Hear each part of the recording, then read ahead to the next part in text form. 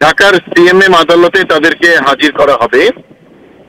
গতকাল রাতে সাবেক মন্ত্রী, সমাজ কল্যাণ মন্ত্রী দীপু মনি এবং আরিফ খান জয় উপমন্ত্রী, তাদের দুজনকে গ্রেপ্তার করা হয়।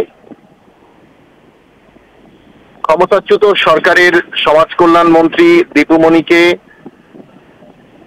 বারিধারা ডিওএইচএস এর বাসা থেকে এবং আরিফ খান জয়কে ধানমন্ডির একটি বাসা থেকে আটক করার পর থেকেই তাদেরকে মিন্টু রোড ডিবি কার্যালয়ে রাখা হয়েছে।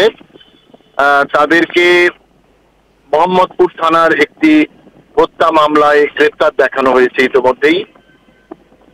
কিছুক্ষণের মধ্যে মিন্টু রোড ডিবি কার্যালয় থেকে তাদেরকে ঢাকার সিএমএম আদালতের উদ্দেশ্যে নিয়ে আসা হবে এবং তদন্তকারী কর্মকর্তা জানিয়েছেন যে আরো জিজ্ঞাসাবাদের জন্য তাদেরকে 10 দিনের রিমান্ডে চেয়ে আবেদন করা হবে।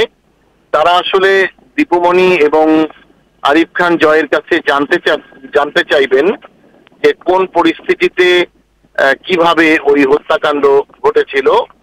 আদালতকে জানানো হবে যে এই দুজন ওই হত্যাকাণ্ডে ইন্ধন দাতা ছিলেন বলে বিভিন্ন মাধ্যমে তারা জানতে পেরেছেন। এই ধরনের খোঁজ খবর তারা পাচ্ছেন।